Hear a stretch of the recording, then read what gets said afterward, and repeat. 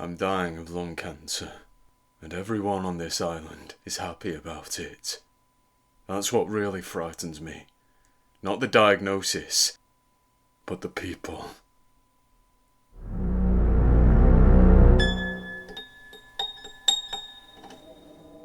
I'm going to die here, and my loved ones are actively rejoicing. I've lost my sanity, as if it weren't already enough to be wasting away. Glacially and agonisingly, for that matter. I think my relatives, friends and neighbours have collectively lost their humanity. I won't identify myself or my location, for obvious reasons, but know that this isle is little more than a skerry, a pebble in the ocean, bound to the mainland by no more than one daily ferry at 3 in the afternoon. And thanks to my decaying body, I lack the physical strength to leave this place. I barely have the strength to leave my house. And nobody here is helping me. They're just watching me die. Slowly. Day by day. Only, there's more to it than that. They are the ones who did this to me.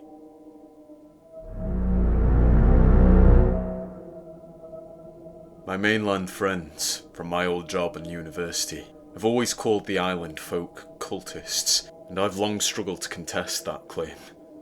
After all, I was nearly entirely ostracised by the people of the island, as a whole, for leaving this rock to go and study in the city years ago. That broke the rules. Their savage, unwritten rules. People are born here, and they're buried here. That's just the way it goes. 2 years ago, after I lost my job in the city, I returned home on a ferry, tail between my legs.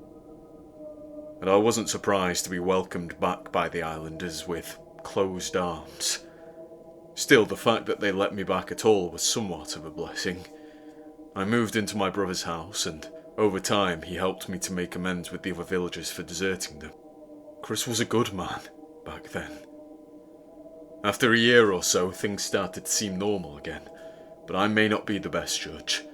I grew up here, so normal to me might not be normal to you.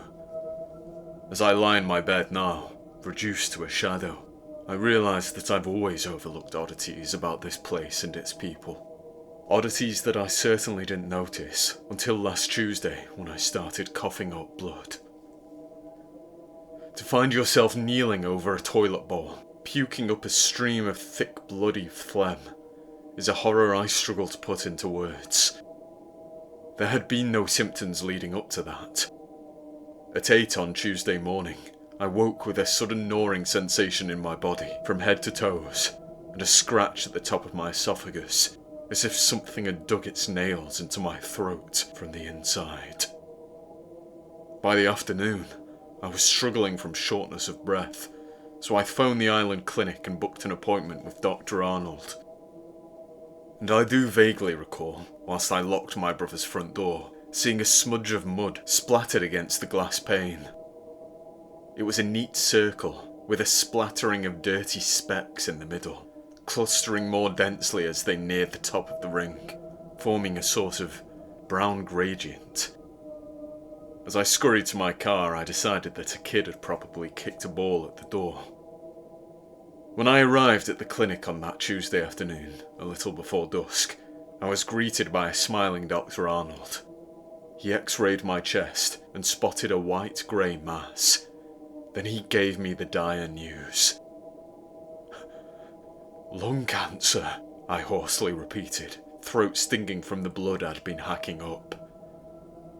"No, please,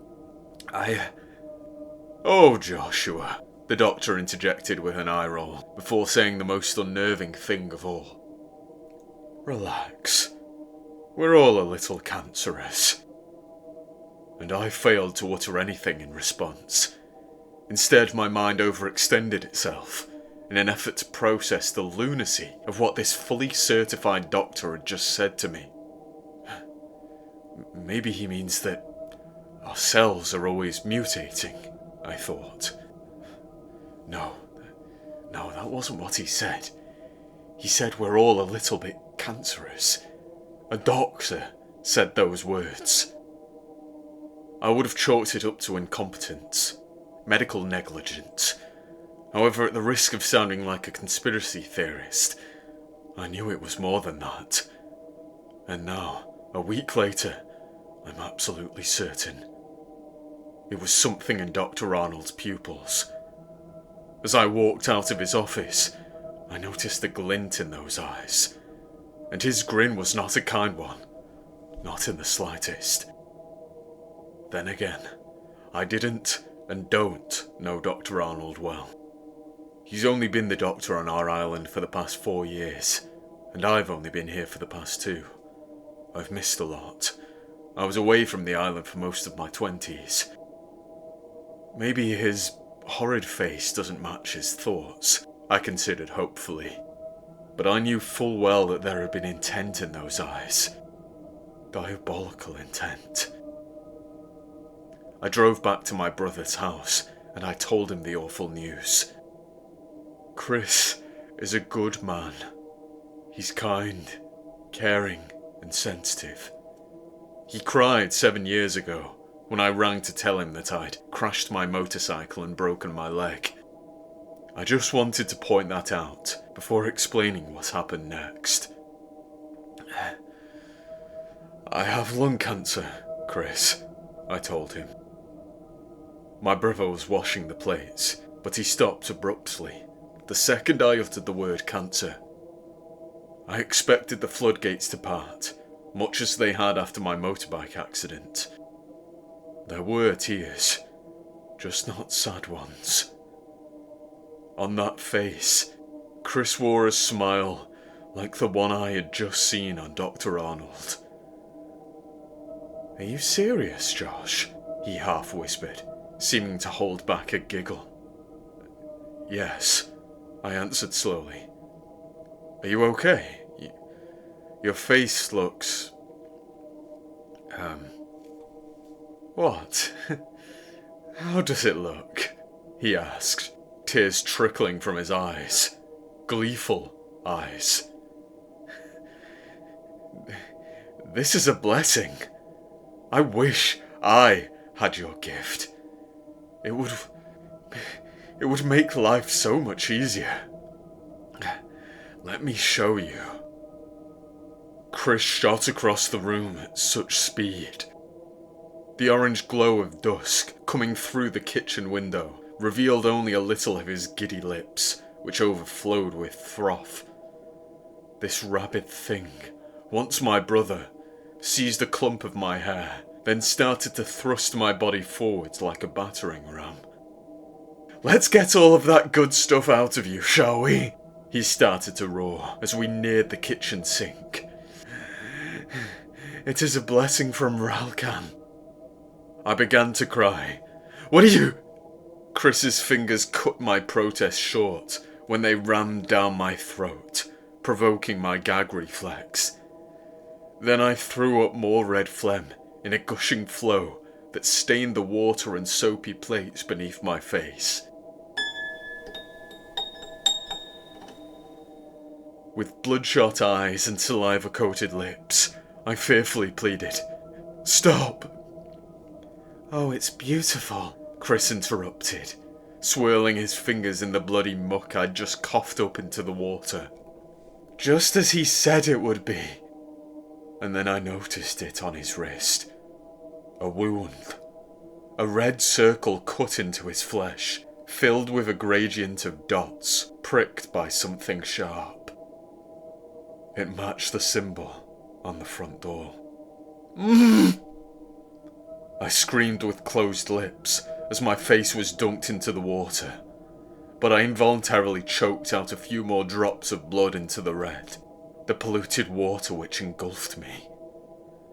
Then Chris dug his fingers more deeply into my hair, hoisted me out of the bloody filth in the sink, and lifted me to eye level with the kitchen window. Ralckan, my brother whispered, you are so fortunate. There, standing in the near dark of Chris's back garden, barely revealed by the last dregs of red from a setting sun, was something that broadened my frightened eyes. A man. only he didn't look like a man at all. The figure wore a black hooded trench coat, hiding what one would assume to be a human form, but his face betrayed him. It was covered in tumours the size of fists. 2 dark pinpricks, eyes, I think, were sitting in tight crannies between the tumours. Those bulbous blobs of green, swollen skin. And his discoloured flesh grew darker towards the top of his face. I realised that the symbol, seen on Chris's wrist and the front door of our house, represented this man's deformed head. Suddenly, my deranged brother slammed my head against the rounded edge of the kitchen counter, and all fell to black. When I woke, I found myself on the kitchen floor of a dark house, and Chris was gone. It has been 7 days. Every morning, my condition worsens, my body weakens. Even lumbering down to the kitchen for food and water is painful. My skin and bones seem to be disintegrating. Before all of this, on that same Tuesday evening after Chris attacked me, I rang Lindsay, the island's ferry woman. She picked up the phone, as always. Lindsay lives by that old corded device in her living room. Another thing that she will always do, if one only asks, is make a trip to the mainland in her rusty old tugboat, even if an islander has missed the official 3 o'clock voyage. Much like my brother, however, the ferry woman wasn't herself. "No, Joshua," the old lady said near breathlessly from the other end of the landline. "I don't think that he would like to see you go ashore." Then she hung up, and she hasn't taken my calls since. I'm stranded here. I don't have the strength to steal a boat. Certainly don't have the strength to paddle to the mainland. And my old friends haven't been picking up their phones or answering their messages. What do I do? I'm coughing up my lungs. Everybody on this island has gone insane. They won't help me. I've tried to tell myself that the man in the garden was just some poor, unwell person. Unwell like my brother, Lindsay, and Dr. Arnold. Unwell like me, perhaps. But I know that isn't so. Yes, collective hysteria is sweeping across the island, but there is a basis to it. Even the postman slipped some blank envelopes through my letterbox at the weekend, and they each bore that circular symbol, smeared in blood. I'm haunted by the toothy smile and waving hand that postal worker offered from the other side of the front door's frosted pane. So many questions are whirring through my mind. Do I even have lung cancer? Has somebody done something else to me? I saw Chris in the garden last night. He had returned home, and he was looking up at the bedroom window, looking up at me. I don't know why he has left me on my own. Everybody seems to be waiting for something.